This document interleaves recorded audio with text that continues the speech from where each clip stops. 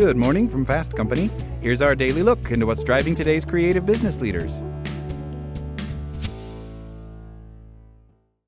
Revisiting My Definition of Strategy by Roger Martin.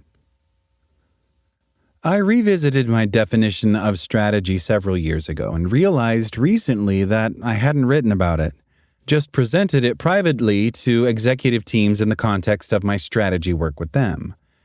I decided to rectify that oversight by writing this Playing to Win Practitioner Insights, or PTWPI piece on it called Revisiting My Definition of Strategy, Compelling Desired Customer Action.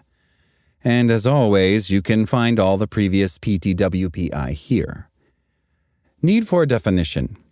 For any field to develop, the terms used in the field must be defined.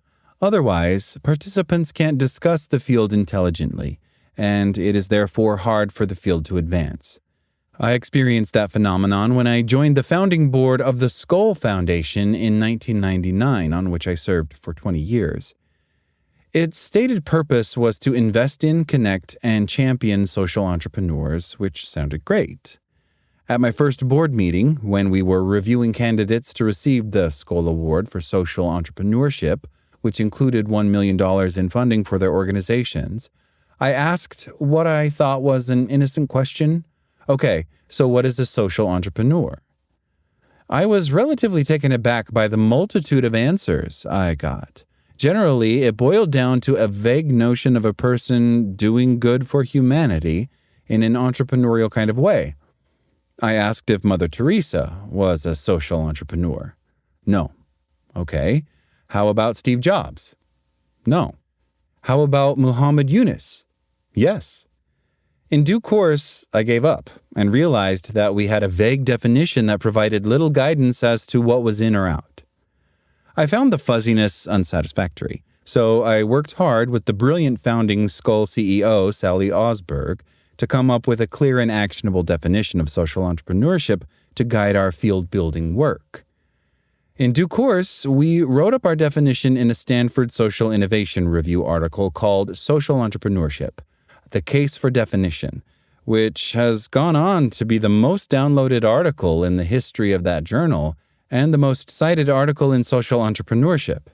Its popularity demonstrated that people in the field needed a definition of the field to work productively in it. Need for a strategy definition. Despite business strategy being a much older field than social entrepreneurship, it still suffers from a lack of consensus on a definition.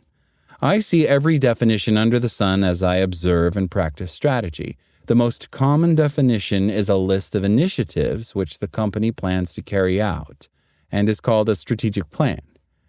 I am not fond of that definition, as I explain in my viral video with just under 6 million views. A plan is not a strategy.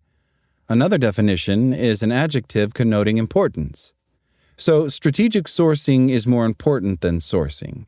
Strategic HR is more important than HR, and so on. Yet another common definition of strategy is a dream, e.g., our strategy is to become the best life insurance company in the world. These and many more definitions floating around out in the business world are simply not helpful. A list of initiatives is just a list. An adjective is just a modifier for another word.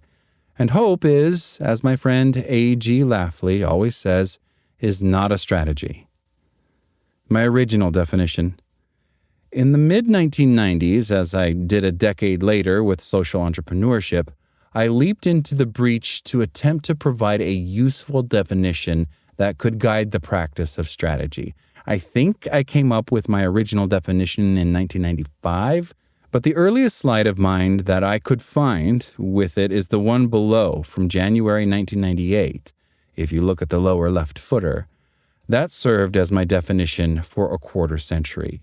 Funnily, I was prompted to look for the origin of this definition because I was recently asked to work alongside a consultant who parroted this exact word-for-word definition of strategy in his presentation, without citing me as the source. This kind of thing happens frequently, so I was not terribly surprised, and the beneficial outcome of his plagiarism is that it gave me the impetus to write this piece.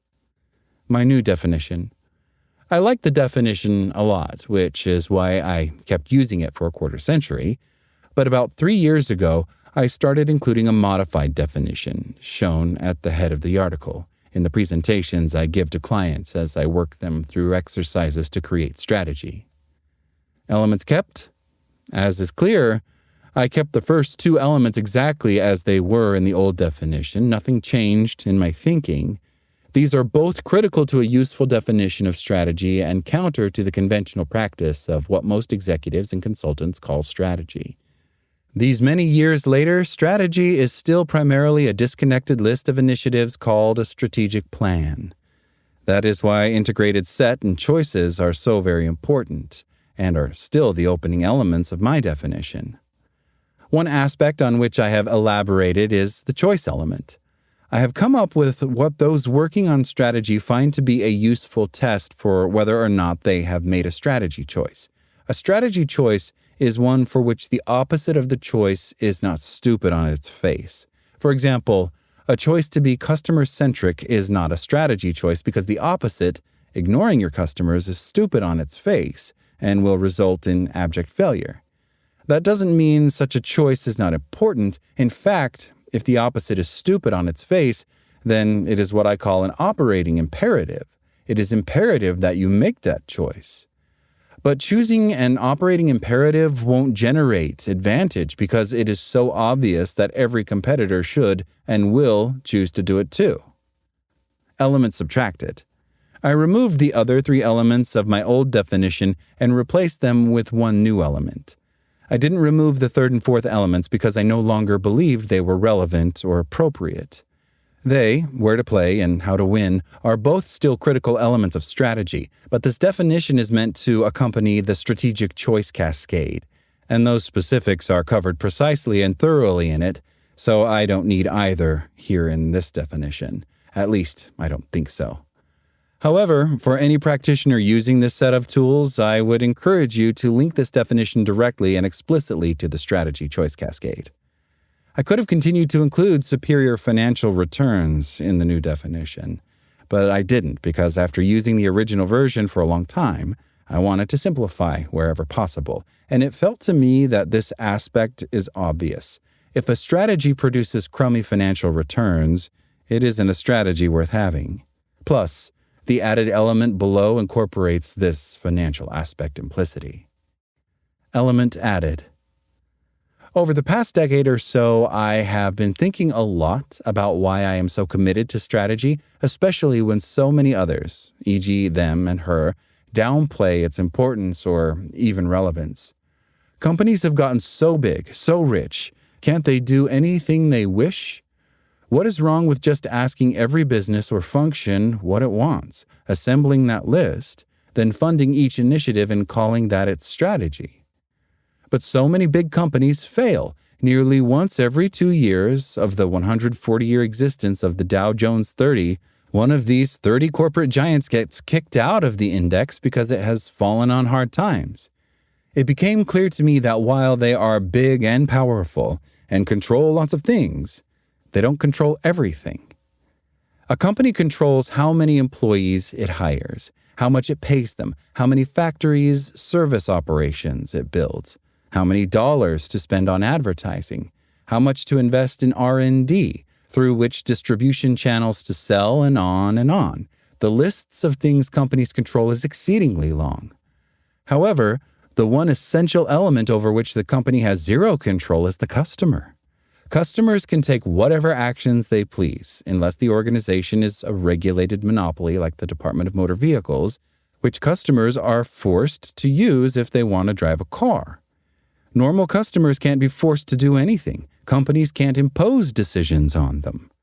Hence, the task of strategy is to make choices in areas under the control of the company that together compel desired customer action.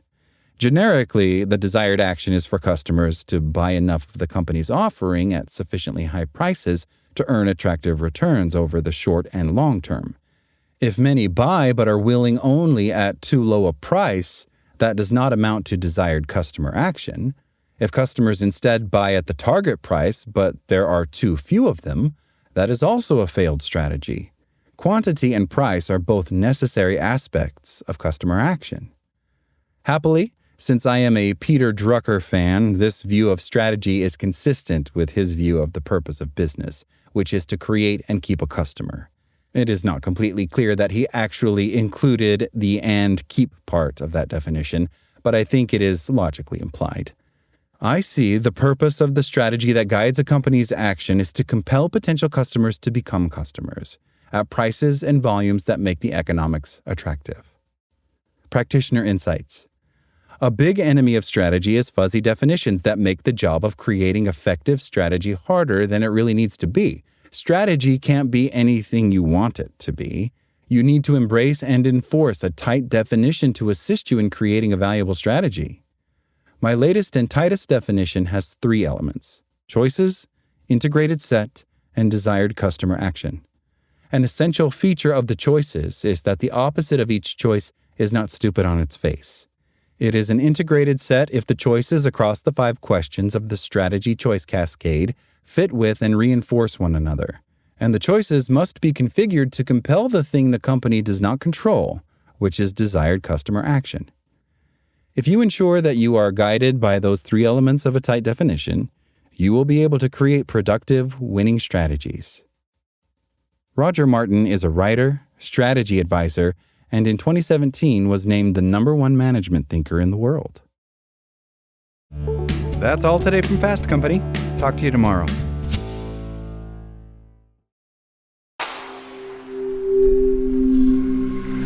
SpokenLayer.